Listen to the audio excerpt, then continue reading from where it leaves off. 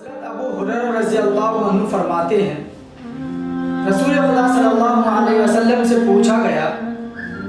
اے اللہ کے رسول فلانی عورت رات کو تہجد پڑھتی ہے اور دن میں نفلی روزہ رکھتی ہے، صدقہ کرتی ہے،